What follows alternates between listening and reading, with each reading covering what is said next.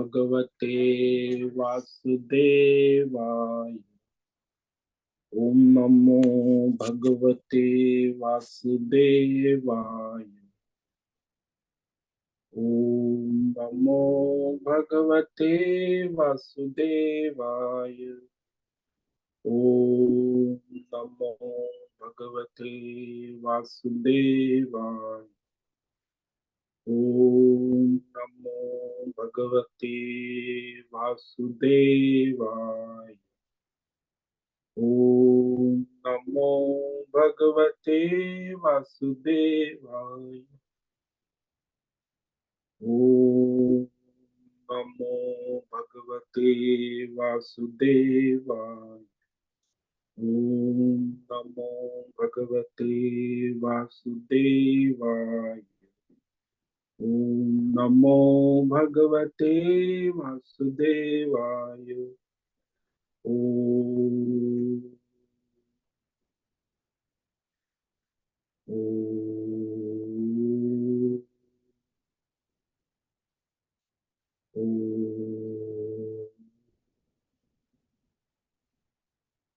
ओम श्री परमात्मने नमो नमः। ओम गणपतये नमो नमः। ओम सं सरस्वत्यै नमो नमः। ओम गुरुभ्यो नमो नमः। ओम सहनाववतु सहनौ भुनक्तु सह वीर्यं करवावहै तेजस्विनावधीतमस्तु मा विद्विषावहै। ओम शांति शांति शांति। सदाशिवसमारम्भां शंकराचार्यमध्यमाम् अस्मदाचार्यपर्यन्तां वन्दे गुरुपरम्पराम्। ओम पार्थाय प्रतिबोधितां भगवतां नारायणेन स्वयं व्यासेन ग्रथितां पुराणं मध्ये महाभारतम् अद्वैतामृतवर्षिणीं भगवतीम् अष्टादशाध्यायिनीम् अम्ब त्वामनुसन्दधामि भगवद्गीते भवद्वेषिणी। वसुदेवसुतं देवं कंसचाणूरमर्दनं देवकी परमानन्दं कृष्णं वन्दे जगद्गुरुं। नमस्ते परमं ब्रह्म सच्चिदानन्दरूप निर्गुणाय नमस्तुभ्यं ओंकाराय नमो नमः। सर्वे दुर्गाणि तरन्तु सर्वे भद्राणि पश्यन्तु सर्वे सद्बुद्धिमाप्नोतु सर्वे सर्वत्र नंदतु। ओम तत्सत। ओम ओम ओम। आप सभी ऑनलाइन नेटवर्क पर उपस्थित भगवद गीता श्रवण साधकों को आज प्रातः का अभिवादन अभिनंदन अभिवंदन। हरि ही ओम हरि ही ओम हरि ही ओम। हम सबको आज का यह दिव्य दिन देश काल विषय तन मन धन जन देश अध्यात्म भौतिक दैवी व्यष्टि समष्टि क्षेत्र सभी को अपने अपने पूर्व में अनंत जन्मों में किए हुए संचित पाप पुण्य धर्म अधर्म मिश्र कर्मों के पके हुए फल स्वरूप में वर्तमान में आज सभी को अपने अपने प्रारब्ध अनुसार परमेश्वरी अचिंत्य योग माया के माध्यम से प्रसाद स्वरूप प्राप्त हुआ है।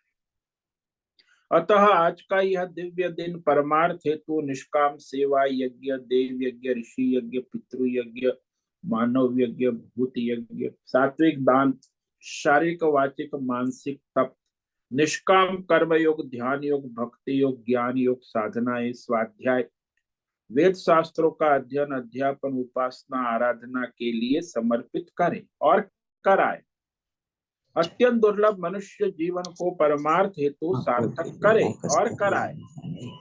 आज विक्रम संवत 2080 अश्विन मास शुक्ल पक्ष कृष्ण पक्ष की प्रथमा तिथि है। ये रात्रि 11:52 तक है। उसके बाद द्वितीया लग जाती।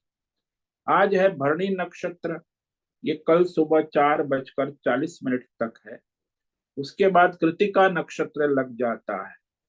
आज है रविवार सूर्य उपासना का दिन। और यहाँ शीत ऋतु प्रारंभ हो चुकी है। रात्रि का न्यूनतम तापमान 12 डिग्री और दिन का अधिकतम तापमान 30 डिग्री रहा। वायु की गति 5-10 किलोमीटर प्रति घंटा चल रही है। इसी सन 2023 29 अक्टूबर 29 अक्टूबर 2023 सुबह के 7 बजने वाले हैं। कलयुग का प्रथम चरण 5248वां वर्ष 7वां वयोसत्वोत्तर श्वेत वराह कल्प ब्रह्मा जी का 26वां दिन और 51वां वर्ष अभी चल रहा है। तो इस अनंत कोटि ब्रह्मांडीय परमेश्वरी अचिंत्य योग माया में हमारा यह एक ब्रह्मांड, इस ब्रह्मांड में ये पृथ्वी लोक में समुद्र के ऊपर जम्बू द्वीप में विश्व का एकमात्र वैदिक राष्ट्र भारत में उत्तर हिमालय प्रांत में उत्तराखंड राज्य में टिहरी जिले में हिमालयन शिवालिक पर्वतमाला के अंतर्गत मणिकूट पर्वत के ऊपर नीलकंठ महादेव के सामने ऋषिकेश नगरी में मुनि की रेती प्रांत में शीशम जाड़ी अवधूत बड़ा आश्रम के सी ब्लॉक के 5 नंबर कमरे से पहले माले से गंगा किनारे से हम स्वामी उत्तमानंद सरस्वती भगवद गीता के आचार्य शिष्य स्वामी चिन्मयानंद सरस्वती महाराज चिन्मय मिशन कविलाद्वैत वेद व्यास भगवत पाद शंकराचार्य की श्रृंगेरी संन्यास परंपरा से शिक्षित दीक्षित सनातन वैदिक भारतीय हिंदू धर्म अनुसार संपूर्ण भगवद गीता ज्ञान यज्ञ ऑनलाइन चैतन्यमय जीवंत लाइव प्रसारण के अंतर्गत व्याख्यान माला अध्याय 2 सांख्य योग के श्लोक नंबर 71 पर संस्कृत एवं हिंदी में व्याख्यान करेंगे। दिव्य पवित्र सरल व्यावहारिक सटीक पूर्ण वर्ण अक्षर पद वाक्य पंक्ति श्लोक अध्यायों की संगति संधि अन्वय शब्दार्थ वाक्यार्थ भावार्थ रहस्यार्थ के यथार्थ तात्पर्य से वैदिक शास्त्र वेद व्यास साहित्य शांकर भाष्य एवं परंपरागत सन्यासी आचार्यों की टीका टिप्पणी सहित आज का यह दिव्य व्याख्यान करेंगे। कृपया आप सभी श्रद्धा भक्ति ध्यान से परिपूर्ण होकर के यह भगवद गीता श्रवण साधना करें, इसमें से कुछ ग्रहण करे, धारण करे, अपने जीवन में चरितार्थ करे और उसमें निरंतरता लाए। अपनी अपनी आध्यात्मिक भौतिक दैवी अशांति द्वंद्व मोह विक्षेपों से रहित होकर के अशास्त्रीय अधार्मिक भ्रम भ्रांतियों से रहित होकर के अपने शरीर इंद्रिय प्राण मन वचन कर्म से एक रूप एकाग्र होकर के शुद्ध सात्विक सूक्ष्म वेद शास्त्र आचार्य परंपरा अनुसार भगवत बुद्धि विवेक बुद्धि कर पुनः पुनः इस व्याख्यान का श्रवण करे, मनन करे, चिंतन करे, लेखन करे, चर्चा विचारणा करे, प्रचार प्रसार करे, लिंक भेजे, ग्रुप में शेयर करे, अपना और सबका परम कल्याण करे और कराए। ओम तत्सत। ओम ओम ओम। तो कल हमने श्लोक नंबर 70 पर व्याख्यान किया था, जिसमें भगवान ने जो स्थित प्रज्ञ आत्मज्ञानी है, जो भगवतमय हो चुके हैं, उन ज्ञानी महापुरुषों की महिमा का कथन कि उनके अंतकरण की स्थिति कैसी होती है और अज्ञानी की भी स्थिति कैसी होती। तो संसारी विषयों में वो सम रहते हैं, विषमता नहीं होती। वो कैसे? तो दृष्टांत के द्वारा, समुद्र के दृष्टांत के द्वारा भगवान ने कहा, आपूर्यमाणम अचलम प्रतिष्ठम समुद्रमाप प्रविशन्ति यद्वत् तद्वत् कामायं प्रविशन्ति सर्वे स शान्तिमाप्नोति न काम कामी। जैसे यहाँ दृष्टांत देते हैं कि जैसे अनेक हजारों नदियां 10 दिशाओं से पानी जल लेकर सब ओर से परिपूर्ण अचल प्रतिष्ठा वाले समुद्र में प्रवेश करती है,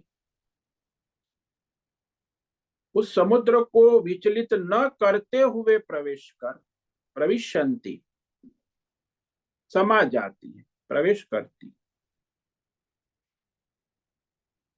तो समुद्र में 1 इंच भी पानी घटता बढ़ता नहीं, समुद्र अपनी सीमा का भी उल्लंघन नहीं करता। तो दो है अचलम प्रतिष्ठम, अचल प्रतिष्ठा वाला समुद्र है, और अपूर्ण सब ओर से परिपूर्ण है, स्वयं समुद्र परिपूर्ण है सब ओर से, और अचल प्रतिष्ठा वाला है। उसमें चाहे नदियों का बाढ़ का जल भी क्यों ना आ जाए, बाढ़ आती है तो भी समुद्र अपनी अचल प्रतिष्ठा, अपनी मर्यादा में स्थित रहता। तो यह यहाँ महात्मा के लक्षण इसी अनुसार बता रहे हैं कि तद्वत जैसे समुद्र का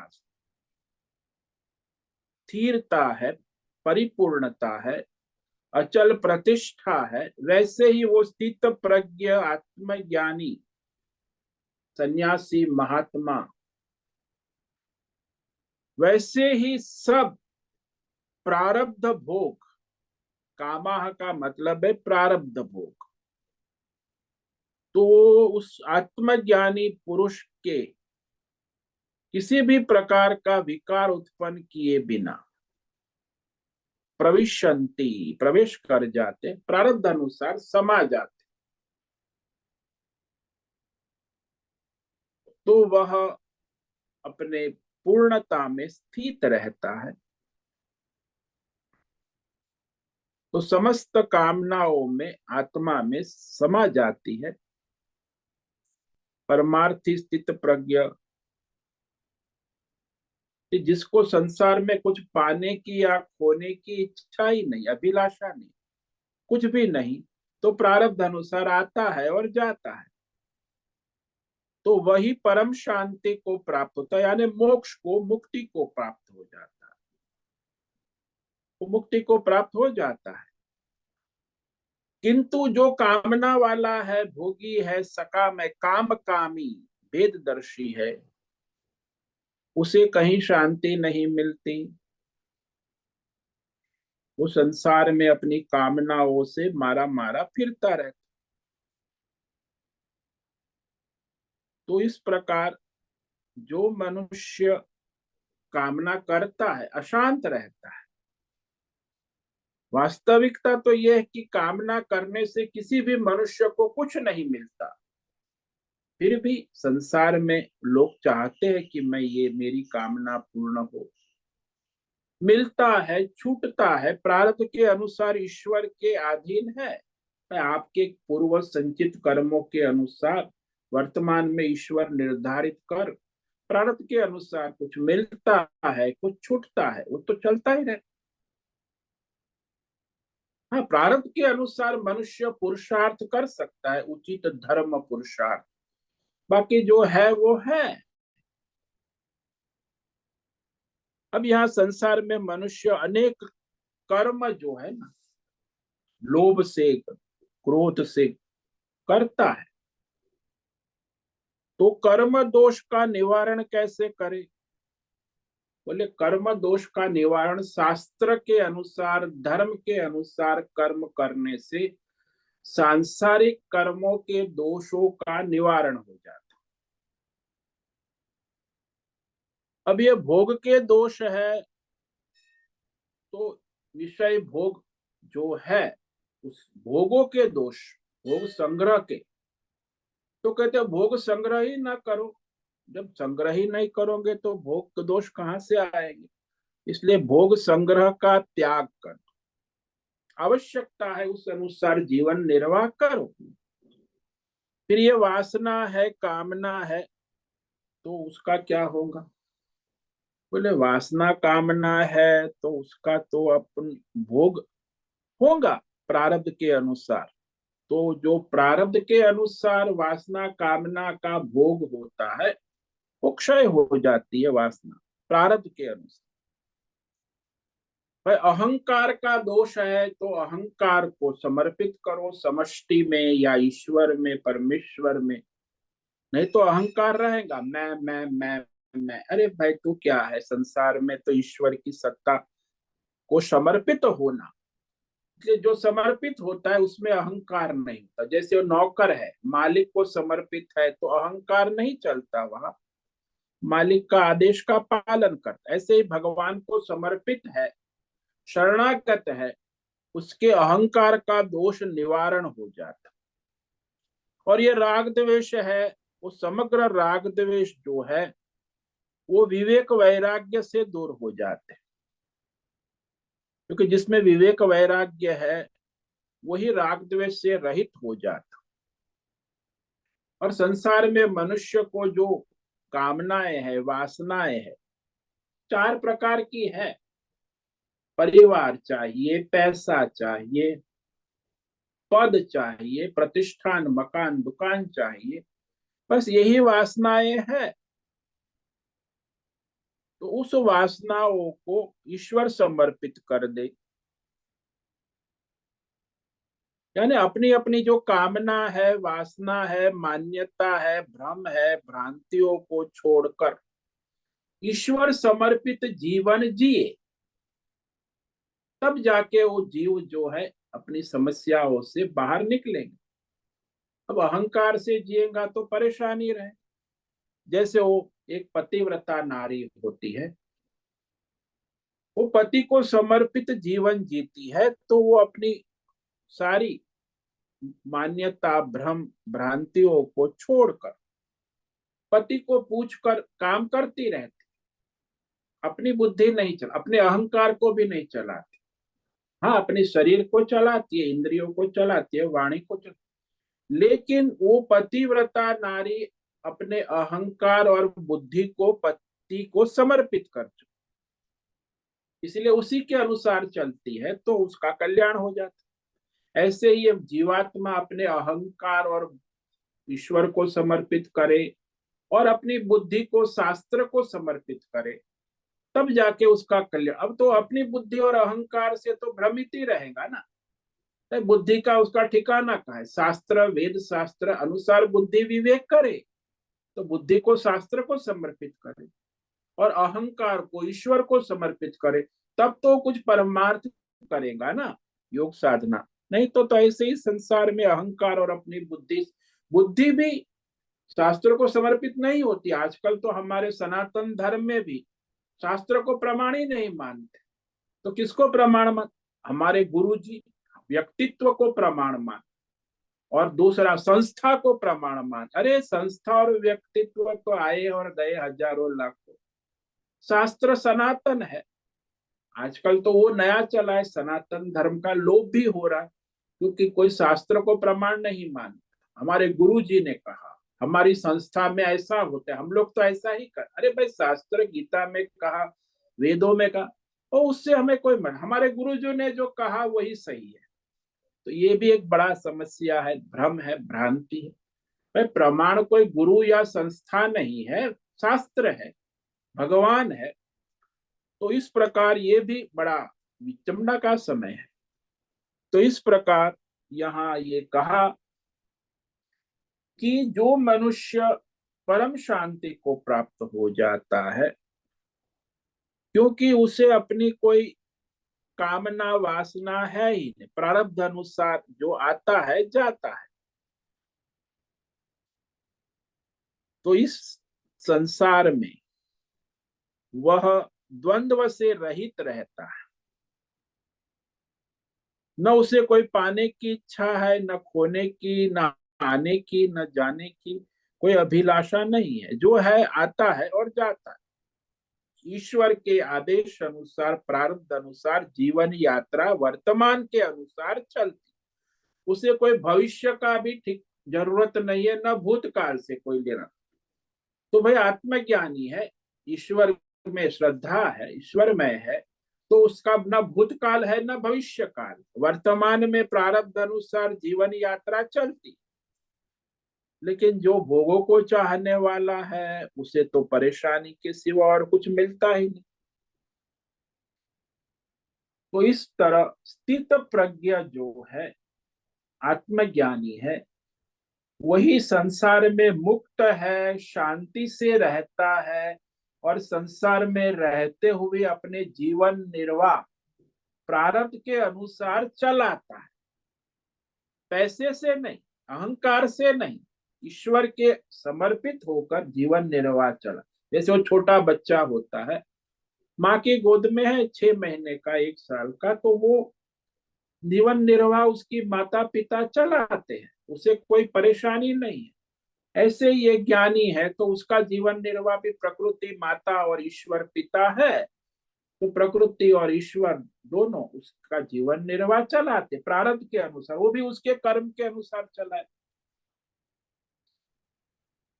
तो यह शांति को प्राप्त होता है। तो कोई भी संसार के विषय सुख के लिए सुख मेरे लिए है ऐसा नहीं, मैं आत्मा को ही केंद्र बनाकर जीता है। वो अज्ञानी वो संसार को केंद्र बनाकर जीता है, और ये है आत्मा को केंद्र बनाकर शांति से मुक्त रहता है, स्थित प्रज्ञ। तो अर्जुन ने जो चौथा प्रश्न पूछा था ना कि वो संसार में कैसे अपना जीवन निर्वाह चलाता है, आत्मज्ञानी है, उसी चौथे प्रश्न का उत्तर दे रहे हैं। अब वह जो बताते हैं कि वह वैसे व्यवहार में प्रारब्ध अनुसार कैसे विचरण करता है लोगों के बीच में, संसार में। तो ये आगे श्लोक नंबर 71 में कहते हैं कि उसका जो संसार है, व्यवहार है, शांतिपूर्ण व्यवहार होता है, मुक्त व्यवहार होता है। तो कैसे व्यवहार करता,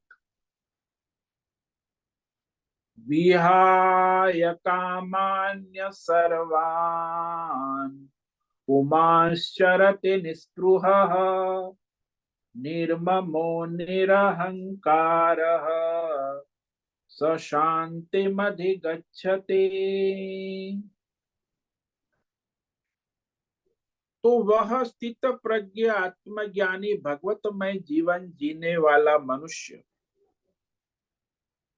संसार में कैसे विचरण करता है और कैसे शांति से रहता है और दूसरों को शांति देता है, यानी कहीं अशांति उत्पन्न नहीं होते। शांति योग है, मुक्ति योग है।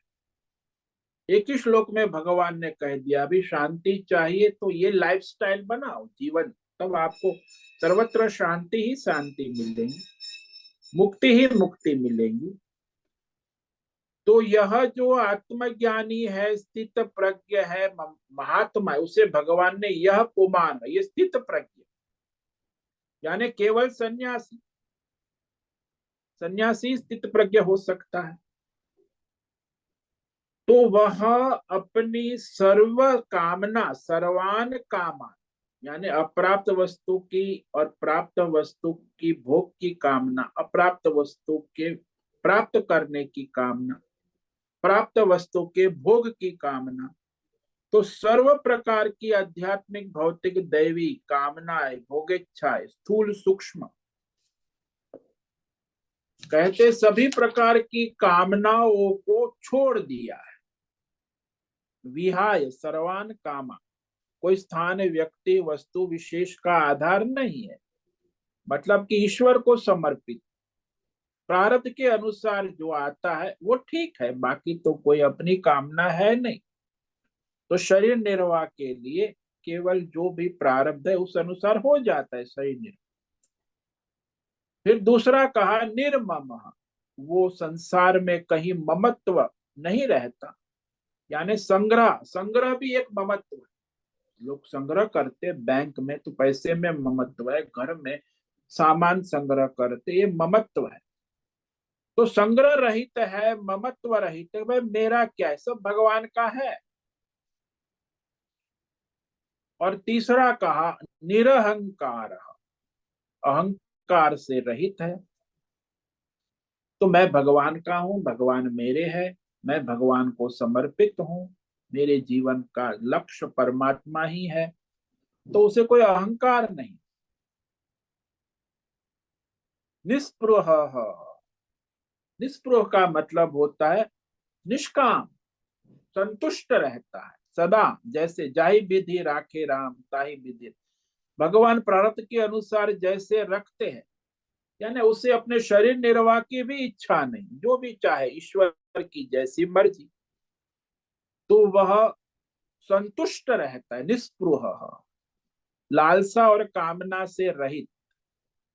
तो शरीर निर्वाह की भी चिंता नहीं है, तो और तो बात छोड़ो संसार के भोगों की, तो वह शांति को प्राप्त होता है, यानी शांति मुक्ति, जीवन मुक्ति को, मोक्ष को प्राप्त होता, प्राप्त है का अधिगच्छति, गच्छति नहीं, वो अभी प्राप्त है परमात्मा को, मोक्ष को, शांति को, जीवन मुक्ति को प्राप्त है, स्वशांतिम अधिगच्छति, अभी प्राप्त है। यदि इसमें ये चार बातें जिसने धारण की है वह शांति को प्राप्त है, भगवतमय हो चुका है।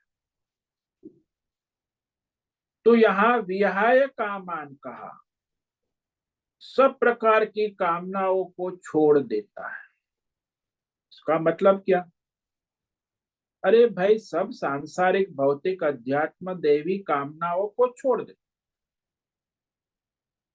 यानी परमार्थ कामना को छोड़ता है ऐसा नहीं, परमार्थ की कामना तो है, परमार्थ से भिन्न जो भौतिक अध्यात्म दैव मायामय विषयों की कामना नहीं है।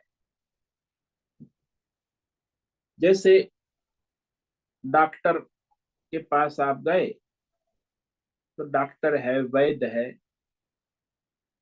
तो आपके रोग जो बीमारी है उसका निरीक्षण करके, परीक्षण करके, फिर वो डॉक्टर आपको सलाह देता कि ये दवाई 3 दिन की है, 3 दिन में 3 बार खाना है, यानी 9 डोज, 3 दिन, सुबह दोपहर शाम, पानी के साथ गर्म पानी। तो दवाई 3 दिन तक 3 बार खाना, 3 दिन के लिए ये दवाई के सिवा कुछ नहीं खाना है। 3 बार दवाई को छोड़कर कुछ मत खाना। मगर वो मनुष्य बड़ा बुद्धिमान है, घर जाकर सोचता है डॉक्टर ने कहा कुछ मत खाना, तो दवाई का भी खाना बंद कर दी, दवाई भी न खाई। अब वो दवाई नहीं खाई तो रोग कैसे दूर होगा? तो भाई दवाई को खाना है, लेकिन उसके सिवा और कोई अन्न आदि नहीं खाने। ऐसे ये जो संसार के सारे भौतिक अध्यात्म विषय भोग की कामना नहीं करनी, लेकिन परमार्थ की कामना करनी है, वो दवाई है ना। परमार्थ की कामना करोगे तो परमार्थ कर्म करोगे, साधना करोगे, तो फिर इससे बाहर निकलो। तो कामनाओं को छोड़ना मतलब परमार्थ की कामना को नहीं छोड़ना। लोगों उल्टा अर्थ है, कोई कामना नहीं, परमार्थ की भी नहीं, इतना अरे भाई परमार्थ की कामना रखो, बाकी सारी भौतिक अध्यात्म दैव सांसारिक कामनाओं को छोड़ो। और परमार्थ की कामना भी वैसे तो मनुष्य परमार्थ के लिए ही करता है,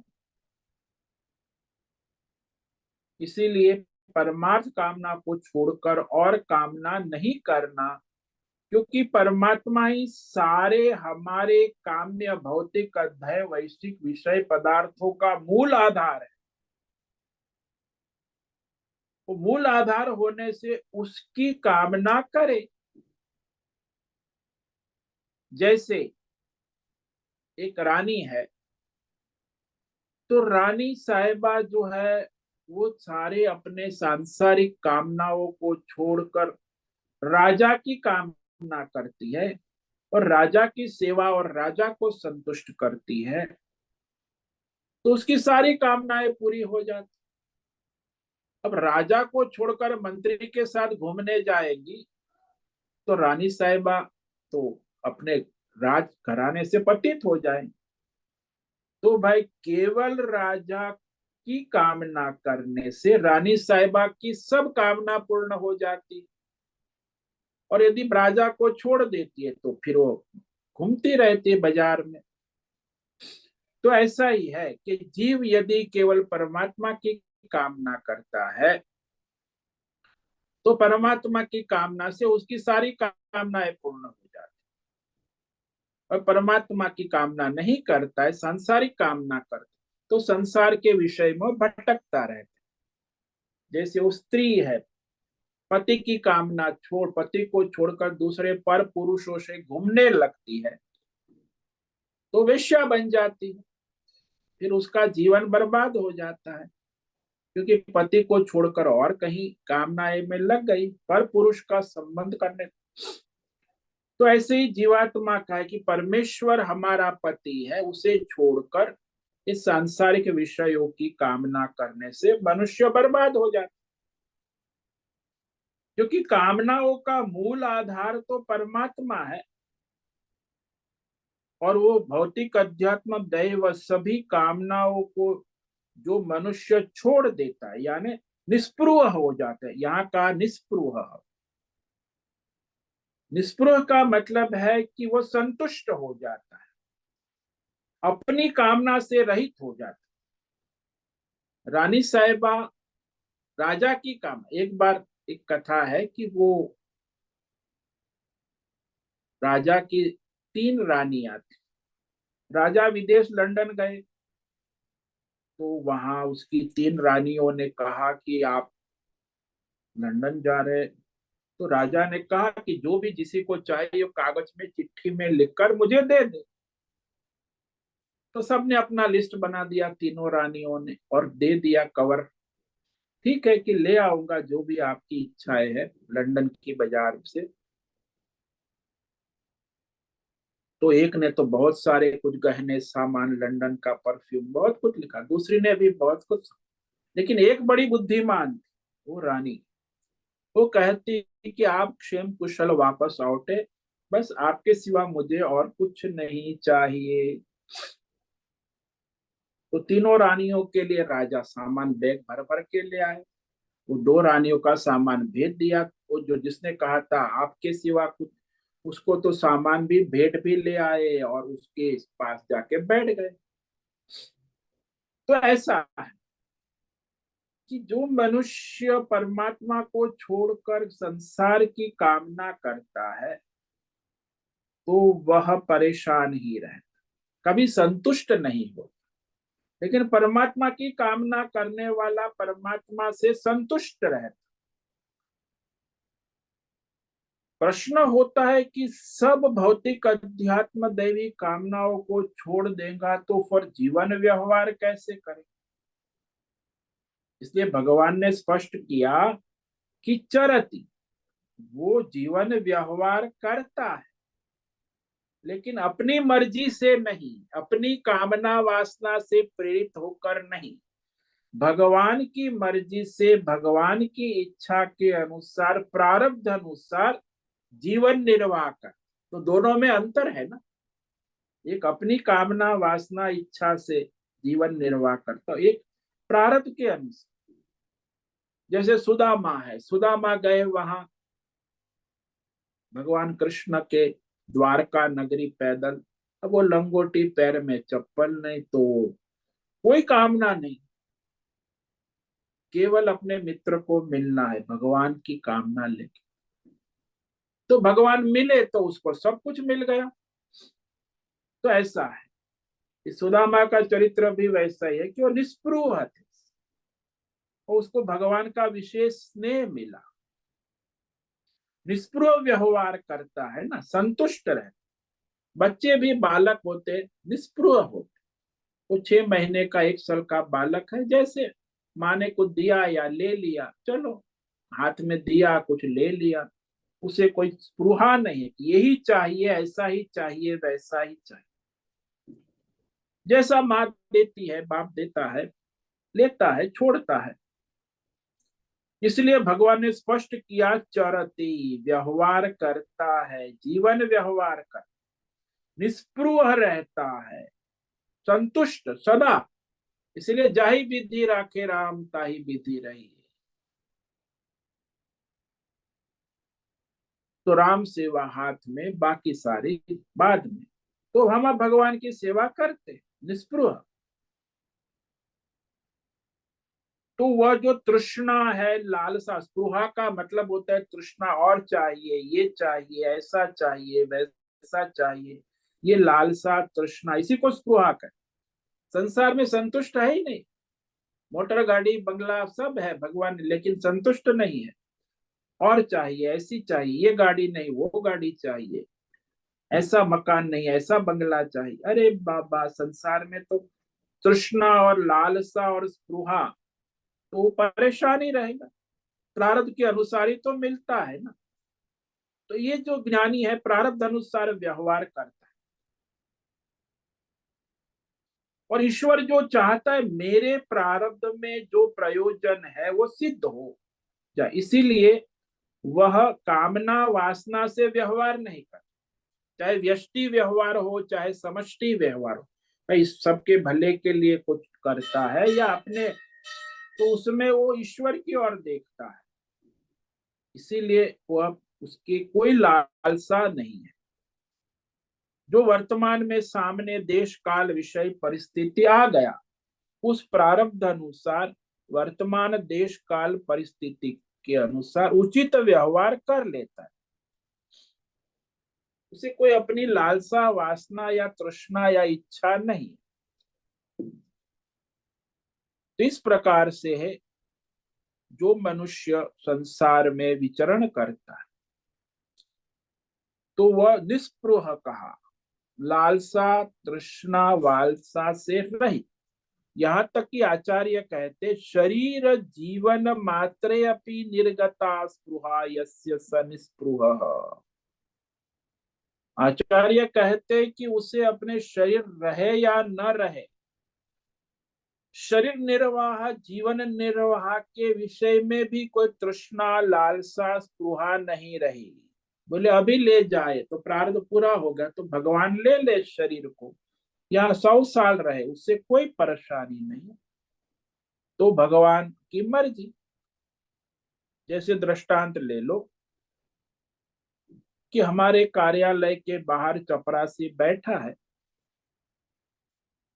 जब हमने घंटी बजाई, बुलाया तो झट अंदर आ गया, नहीं तो अपनी सीट पर बाहर दरवाजे पर चुपचाप बैठा है। बुलाओगे तो तुरंत आ जाएगा, वो चपरासी है। इसी प्रकार ये जो आत्मज्ञानी है वो भगवान की ओर देखता है कि भाई संसार में भगवान ने भेजा है, अब उसका भजन करें। और जब प्रारब्ध पूरा हो गया और भगवान यदि बुला देते हैं तो जट चला जाए, मृत्यु बुला दे, यमराज बुला दे, प्रारब्ध पूरा हो गया तो निस्पृह को तुरंत तैयार है, जट चला जाए। नहीं नहीं, अभी तो मुझे बहुत काम है, भगवान थोड़ा और समय दे दो, ऐसा नहीं कहेंगे। अमुक मेरे काम बाकी हो गए, अभी कुछ और काफी, अभी मत बुलाओ। भाई यमराज आ गए, मृत्यु आ गई तो ठीक है, चलो चलते हैं आपके साथ। सब तैयार, पैकअप तैयार होता है। तो इस प्रकार वह प्रारब्ध से जीवन निर्वाह करते हैं और कोई स्पृहा, लालसा, तृष्णा नहीं रहती है। यदि मृत्यु आ जाए तो भी उसे यह इच्छा नहीं है कि अभी ना आए, अभी थोड़ा बहुत काम बाकी है। फिर वो डॉक्टर को नहीं कहेगा अरे डॉक्टर ये लो पैसा ले लो, मुझे बचा लो, मुझे मरना नहीं है, अरे डॉक्टर साहब मैं तुम्हें जितने पैसे चाहिए ले लो।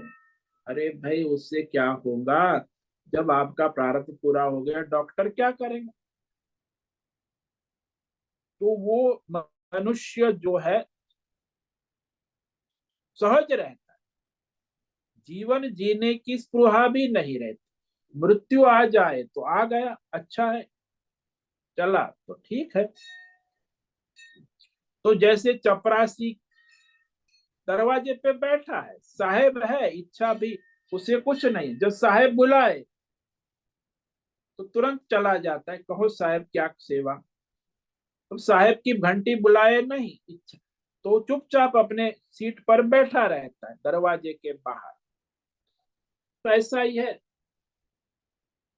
तो इस तरह वह जो स्थित प्रज्ञ आत्मज्ञानी भगवतमय जीवन जीने वाला अपने प्रारब्ध अनुसार जो सामने आया उसे कर लेता है, आगे पीछे की नहीं सोचता। वर्तमान देश काल परिस्थिति अनुसार वर्तमान में जो प्रारब्ध आ गया, भाई सुख आया दुख आया, अनुकूल प्रतिकूल, अध्यात्म भौतिक दैव, पता नहीं क्या आएगा, प्रतिदिन प्रतिक्षण बदलता रहता। तो भगवान ने भी गीता में कहा ना, पीछे अध्याय में आगे कहेंगे, वर्तमानेषु वर्तते इति बुधा। ये जो आत्मज्ञानी है, स्थित प्रज्ञ है, उसका जीवन वर्तमान में ही होता है। हमारे एक स्वामी जी थे, वो कहते थे, I am today Swami, I have only today, I don't have past and future. मैं तो केवल वर्तमान में जीता हूँ, मेरा न भूतकाल है न भविष्य काल है। वर्तमाने सुवर्त, टुडे स्वामी, ओनली टुडे। तो वर्तमान में ही उनका जीवन चलता है, निस्पृहा है ना। फिर भगवान ने कहा निर्ममः। अब भाई संसार में व्यवहार करता है अज्ञानी मनुष्य, तो यह मेरा है, ये मेरा है, भौतिक अध्यात्म दय विषय के प्रति यह मेरी ही है। अरे भाई आप कैसे कह सकते हो मेरी? लेकिन वो आत्मज्ञानी के बुद्धि में, मन में ये निकल चुका है, यहाँ तक कि ये शरीर मन बुद्धि और ये संसार मेरा है, ऐसा भ्रम निकल गया है। उसकी बुद्धि में संकल्प हो गया है, विवेक हो गया है कि भौतिक अध्यात्म दैव सारे विषय एकमात्र परमात्मा के है, मालिक परमात्मा है, हम मालिक नहीं है। हमें परमात्मा ने हमारे कर्मों के भाड़े से दिया हुआ है, भाड़ा है, किराए पर मिला हुआ मकान है। तो मालिक तो भगवान है ना भाई। तन मन धन जन ये सब किराए पर मिला, प्रारब्ध अनुसार मिला हुआ है। तो हम उसके मालिक नहीं बन सकते, हाँ ट्रस्टी बन सकते हैं, सेवक बन सकते हैं, ट्रस्टी बन सकते हैं। लेकिन ये तन मन धन जन जो हमें प्रारब्ध के अनुसार ईश्वर ने दिया है, उसका मालिक केवल ईश्वर ही है, किराए पर है। आप ट्रस्टी हो सकते हो, सेवक हो सकते हो, काम चलाने के लिए शरीर दिया है भाई। आयु प्रारब्ध है, कोई 60 साल, कोई 80 साल, कोई 100 साल, है तो भगवान की सेवा के। तो ये संसार में शरीर मिला, परिवार मिला, पैसा मिला, जो कुछ भी मिला है, तो वह भगवान का है, और उसका हम उचित धर्म शास्त्र अनुसार व्यवहार करें। क्योंकि प्रारब्ध समाप्त हुआ तो सारा जो संसार समाप्त हो जाए। इसलिए शरीर, परिवार, पैसा, पद, प्रतिष्ठान, मकान, दुकान, जो भी प्रारब्ध से मिला हुआ है, आत्मज्ञानी को भी होता है, उसके पास प्रारब्ध होता है। कोई आत्मज्ञानी झोपड़ी में रहता है, कोई आत्मज्ञानी महल में रहता है, किसी के आश्रम बहुत बड़े बड़े आलीशान होते हैं, महलों की तरह, किसी का आश्रम एक झोपड़ी के तरह होता है। तो भाई ज्ञानी है, सन्यासी है, जो भी मिला है प्रारब्ध के अनुसार मिला है। लेकिन उसकी उसमें ममता नहीं होती, चाहे झोपड़ी हो चाहे महलों जैसा आश्रम हो, उसमें मोह ममता नहीं रहती। निर्मम कहा, यही मेरा और मेरा ही यह, इस प्रकार का उसे ममत्व भ्रम नहीं रहता। यही मकान मेरा है और मेरा ही यह मकान रहना चाहिए, ऐसा कोई भ्रम नहीं रहता, भगवान का है। तो वह निर्मम, संसार के कोई भी विषय में संग्रह वृत्ति भी नहीं है। उसके पास है, वो भगवान का है, वो ट्रस्टी है, जरूरत वाले को दे देता है। हाँ, उसके पास होता है सामान। हमारे पास भी यहाँ छाता आते, कम्बल आते हैं, कपड़े आते, तो जरूरतमंद दे देते। वहां कहा हमें हमें एक छाता चाहिए या दो, बाकी सब इतना संग्रह करने का क्या आवश्यक। तो मेरा है, वैसे भगवान ने मुझे दिया है, मेरे लिए नहीं दिया। जो मेरा है, मेरी आवश्यकता के अधिक है, तो दूसरों की सेवा में लगा देना। संग्रह करने के लिए नहीं दिया। सब भगवान का ही है। वो ममता रहित, निर्ममः। और फिर कहा निरहंकार।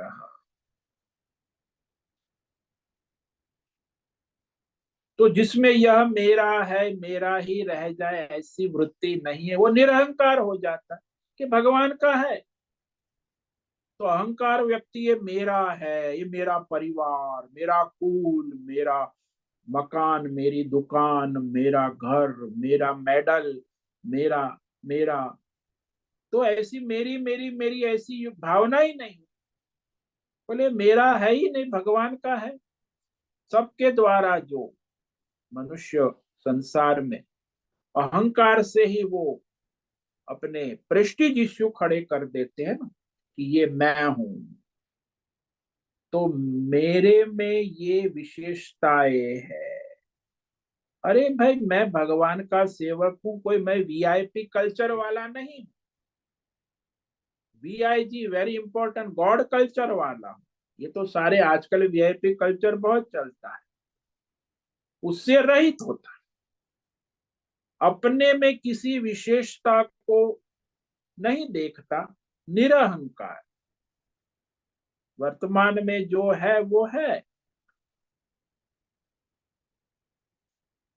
तो इस तरह वह निरहंकार, निमित्त मात्र, जैसे कहे ना कि भाई हम निमित्त है संसार में, कहीं भी अपने जीवन, दूसरे के जीवन में कुछ हमारा योगदान तो ईश्वर की कृपा है, निमित्त है। जैसे एक महात्मा ने एक गांव में बांध बनवा दिया, तो गांव वाले लोग मदद करने, तो हो गया, गांव में बंधा तालाब के ऊपर। तो सबने कहा कि महात्मा जी ने बंधा बना दिया, उनका नाम भी लग दिया, महात्मा जी ने बंधा बना दी।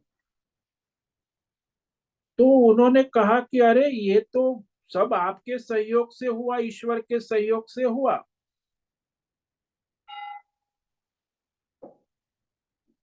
तो फिर वो कहा कि भगवान की कृपा से संकल्प हुआ और आप सबके सहयोग से हो गया। तो गांव बंधा बनाने के बाद दूसरे गांव वाले लोग आ गए, आजू बाजू के, कहे कि महात्मा जी हमारा बंधा भी बनवा दो, हमारे गांव में भी बंधा हो जाए तो पानी गांव में नहीं आएगा। बोले ऐसा कुछ नहीं होता, भगवान ने चाहा तब बंधा बनवाया।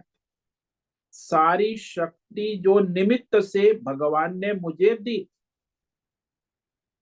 तो वो बन गया। अब आप कहो कि हमारे गांव में भी बंधा बना दो, तो ऐसी कोई मेरे अंदर संकल्प नहीं आ रहा है, ईश्वर की कोई इच्छा मुझे अब कुछ नहीं होता, क्योंकि उसमें निमित्त भगवान ने मुझे बना दिया, तो गांव का बंधा बन गया। अब आजू बाजू दूसरे गांव वालों के विषय में कुछ हो नहीं रहा है, सब लोग प्रयत्न कर रहेगा, लेकिन वो कहते हैं महाराज आप प्रयत्न करो। बोले मैं कुछ नहीं कर सकता, ईश्वर जब चाहेगा तब मुझे निमित्त बनाएगा, तो मेरे निमित्त वो शक्ति मुझ में देगा, और मेरी ईश्वर की शक्ति से वो काम हो जाता है। कोई मेरी अपनी शक्ति नहीं है, ईश्वर ने मुझे निमित्त बनाया, ईश्वर ने मुझे शक्ति दी, और ये काम हो गया। इसलिए भगवान ने ही चाहा तब बंधा बनता है। सारी शक्ति वही दे रहा है, अब मैं कुछ नहीं दे। तो इसे निरहंकार भाव, निमित्त मात्र भव। भाई भगवान ने मुझे निमित्त बनाया, तो मेरे द्वारा व्यष्टि समष्टि कोई कार्य हो गया। परमेश्वर को जिस समय जो हमारे से काम लेना है तो उसके लिए उचित शक्ति निमित्त संसाधन देकर वह हमसे काम करवा लेता है। जब ईश्वर का काम हो जाता है तो वो शक्ति हमारी वापस भी ले लेता है, इसलिए वो जानता है कि ये तो ईश्वर की इच्छा से होता है। तो स्थित प्रज्ञ आत्मज्ञानी जो है उसे अहंकार नहीं, कुछ हो गया तो ईश्वर की कृपा निमित्त बना दिया, नहीं हुआ तो भी ईश्वर की मर्जी, तो शांति से रहता है, वही मुक्त रहता है। तो इस प्रकार स्थित प्रज्ञ संसार में भौतिक अध्यात्म दैव सभी प्रकार के सुख दुखों से उपराम निर्वाण, शांति को निर्वाण भी कहते, मुक्ति को शांति भी कहते, मोक्ष को शांति भी कहते। तो इस तरह स्थित प्रज्ञ निर्वाण पद शांति मुक्ति मोक्ष को प्राप्त है। अधिगच्छति, इस श्लोक में भगवान का यही परमात्मा को प्राप्त है अभी यहाँ इसी वक्त।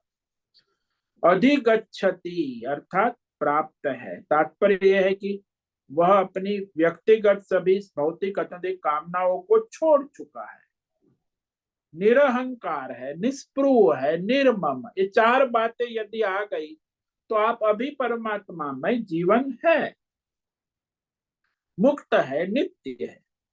तो स्थित प्रज्ञ महात्मा अपने ही आत्मा से परमात्मा स्वरूप का साक्षात्कार कर लेता है और स्वयं परमात्मा स्वरूप हो जाता। तो अर्जुन का जो चौथा प्रश्न है उसका उत्तर भगवान ने यहाँ दिया कि वह स्थित प्रज्ञ संसार में कैसे जीवन चलाता है, व्यवहार चलाता है, संसार के विचरण करता है निमित्त मात्र। उसमें कोई ये अहंकार नहीं है, कोई कामना नहीं है, कोई स्पृहा नहीं, ये चार बातें जिसमें होती है और वो भगवान में जीवन जीता है। तो इस प्रकार आज हमने इस श्लोक पर विचार किया। अब अंतिम श्लोक है इस अध्याय की समाप्ति में, तो वहां जो स्थित प्रज्ञ है उसकी भगवान प्रशंसा कर, महिमा कर। अरे वाह, भगवान कहते ऐसा कोई मनुष्य मिल जाए तो मैं उसके चरण धो डालूं। भगवान भी उसकी प्रशंसा कर, कि उसकी निष्ठा की प्रशंसा करते हुए इस अध्याय का समापन करते हैं। तो इस श्लोक पर हम कल विचार करेंगे। स्थित प्रज्ञ की स्थिति भगवान भी प्रशंसा करते हैं।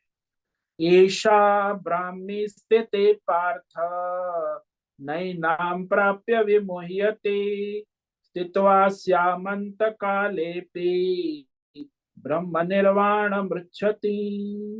पार्थ, अरे पृथा के बेटे सुनो, ये जो स्थित प्रज्ञ है, ब्राह्मी स्थिति, भगवतमय स्थिति प्राप्त है, तो वह स्थित प्रज्ञ योगी कभी विचलित नहीं होता, विमोह्यति, संसार के किसी भी विषयों से, भौतिक अध्यात्म दैव अनुकूलता प्रतिकूलता में मोहित नहीं होता है। अंत काले अपि अस्याम स्थित्वा, अंत काल में भी इस भगवत स्थिति को प्राप्त होकर ब्रह्म निर्वाणम मृच्छति, भगवतमय स्थिति को प्राप्त हो जाता है। यानी जीते जी भी भगवतमय है, मृत्यु के समय भी, अंत काल में भी वह भगवत स्थिति में स्थिर रहता है। तो आज हमने जो श्लोक किया उसे संक्षेप में देख लेते हैं। विहाय कामान्य सर्वान् पुमांश्चरति निस्पृहः निर्ममो निरहंकार स शांतिम अधिगच्छति। तो स्थित प्रज्ञ है, ममात्मा है, सन्यासी है, केवल सन्यासी है, सभी कामना भौतिक अध्यात्म में अपनी अप्राप्य वस्तु की इच्छा, प्राप्त के भोग की इच्छा छोड़कर प्रारब्ध अनुसार रहता है ईश्वर के अनुग्रह से, और ममता रहित है, संग्रह रहित है, संसार में किसी विषय में सब भगवान का है, माने ट्रस्टी, सेवक, निर्मम निरहंकार, और किसी विषय का अभिमान नहीं है। मैं भगवान का, सब भगवान का है। और निस्पृह, संतुष्ट रहता है, जैसे भगवान रखते, निष्काम, स्पृहा रहित, लालसा रहित, संसार में प्रारब्ध अनुसार विचरण करता है। चरति कहा, देखो विचरति, स शांति अधिगच्छति, वही शांति को प्राप्त है। अधिगच्छति, मुक्त है, मोक्ष उसे प्राप्त हो चुका है। ओम नमो नारायणाय, ओम नमो नारायणाय, ओम नमो नारायणाय, ओम नमो नारायणाय, ओम नमो नारायणाय। कायेन वाचा मनसेन्द्रियैर्वा बुद्ध्यात्मना वा प्रकृते स्वभावात् करोमि यद्यत् सकलं परस्मै नारायणायेति समर्पयामि। ओम सर्वे भवन्तु सुखिनः, सर्वे सन्तु निरामया, सर्वे भद्राणि पश्यन्तु, मा कश्चित् दुःखमाप्नुयात्। अस्तु मा सद्गमय, तमसो मा ज्योतिर्गमय, मृत्योर्मा मृतंगमय। ओम पूर्णमद पूर्णमिदं पूर्णात् पूर्णमुदच्यते, पूर्णस्य पूर्णमादाय पूर्णमेवावशिष्यते। ओम शांति शांति शांति। शंकरं शंकराचार्यं केशवं बादरायणं सूत्र भाष्य कृतौ वंदे भगवन्तौ पुनः पुनः। ईश्वरो गुरुरात्मेति मूर्ति भेद विभागि व्योमवद् व्याप्त देहाय दक्षिणामूर्तये नमो नमः। ओम गुं गुरुभ्यो नमो नमः। ओम तत्सत् ब्रह्मार्पणमस्तु। ओम ओम ओम।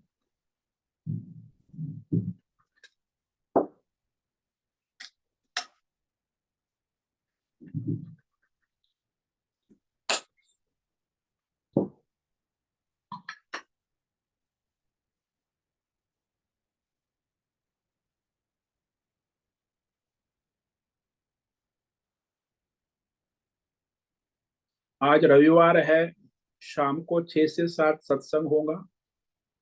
प्रकाश, आज शाम को 6 से 7 सत्संग है, रविवार। जी स्वामी जी।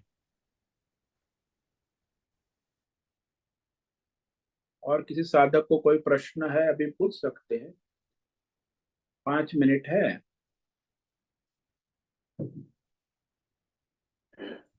ओम नमो नारायण स्वामी जी। हाँ बोलो हिमा। स्वामी जी, अभी आपने आत्मज्ञानी की स्थिति बताई कि उसको कोई कामना स्पृहा नहीं होती है, मगर जब भी साधक अवस्था में परमार्थ की कामना हमें रखनी है, वो भी आपने बताया। तो परमार्थ की कामना रखनी मतलब वो व्यष्टि लेवल पे, समष्टि लेवल पे, वो थोड़ी, वो जरा विस्तार पूर्वक समझाइए ना, कैसे मतलब। प्रारब्ध के अनुसार जो आपको परमार्थ होता है वो करना है, व्यष्टि समष्टि सेवा। तो इसमें तो आपका जैसा प्रारब्ध है वैसे ही परमार्थ करोगे ना। तो जैसे संसार प्रारब्ध के अनुसार चलता है, परमार्थ भी अपने प्रारब्ध के अनुसार होता है, चाहे व्यष्टि हो चाहे समष्टि हो। तो ईश्वर के लिए कर रहे हैं परमार्थ, तो वहां ये ईश्वर की सत्ता को समर्पण होना आवश्यक। प्रारब्ध अनुसार संसार के जो भी विषय आते हैं जाते, साधक को भी यही सोचना होगा ना कि भाई मेरा प्रारब्ध है, उस अनुसार ईश्वर मुझे परमार्थ में लगाता है, जो कराता है वो करता हूं। मैं करता हूं, मैं ऐसा करूंगा वैसा करूंगा, ये कामना नहीं हो। ईश्वर चाहता है वो करता हूं। भगवान ने उठा दिया मुझे 3 बजे, तो ठीक है, ध्यान करूंगा, भजन। सुला दिया तो 4 बजे उठा, तो भगवान की मर्जी। तो साधना भी मैं, वो चाहता है वैसे कर, मैं चाहता हूं वैसे काम साधना नहीं कर। तो इस प्रकार साधक भी अपनी कामनाओं को छोड़ देता है, साधना की, साधन की, योग की, पर जो है वो भगवान की कृपा से हो रहा है। तो तो यहाँ स्पृहा नहीं। संकल्प भी नहीं हाँ, करना है क्या हमें? संकल्प भी एक प्रकार की कामना हुई ना। हाँ, संकल्प स्पृहा हुई, कामना हुई, भगवान चाहते वो करो ना, संतुष्ट रहो, साधना करो, कामना न करो। तो वहां प्रश्न होता है कि भौतिक अध्यात्म दैव छोड़ देगा तो फिर वह जीवन व्यवहार कैसे करेगा, साधना कैसे करेगा? अरे भाई, भगवान कराएगा, भगवान पर विश्वास रखो। जैसे मैं डॉक्टर का एग्जांपल दिया कि डॉक्टर को आप समर्पित हो गए तो डॉक्टर कहे वैसा करो तो आप स्वस्थ हो जाओगे। नहीं, आप कहो वैसा डॉक्टर करे तो कैसे होगा? रोग दूर करना है तो डॉक्टर को समर्पित होना पड़ेगा। डॉक्टर जो कहे उस अनुसार दवाई लेनी होगी, परहेज करना होगा, तो आप स्वस्थ लाभ कर सकोगे। ऐसे ही है, साधना करनी है तो भी ईश्वर चाहते हैं, हमारा प्रारब्ध क्या है, विवेक करके साधना होती। कुछ भी कोई नहीं कर सकता। कोई कर्म योगी है, कोई ध्यान योगी है, कोई भक्ति योगी है, कोई ज्ञान योगी है। तो ऐसे निष्काम भाव से अपने प्रारब्ध अनुसार साधना होती है।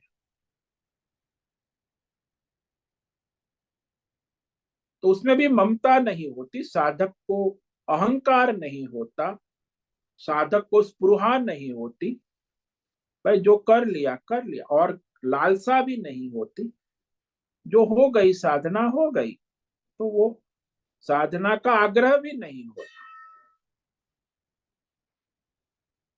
तो यही बात है, ये स्थित प्रज्ञ के लक्षण है, वही साधक के लक्षण है।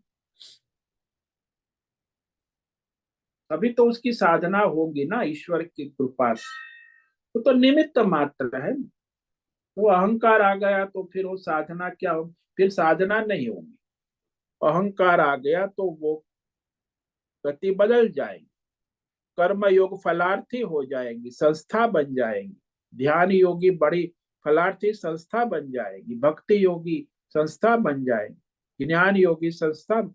तो वो तो अहंकार में आके साधना करके फिर दूसरे को भी साधना में लगाएगा, वो भी अहंकार। तो वो तो गति ही बदल गई ना। इस सकाम साधना नहीं होनी चाहिए, साधना भी निष्काम होनी चाहिए, ईश्वर को समर्पित। तब वो जीव का कल्याण होता है।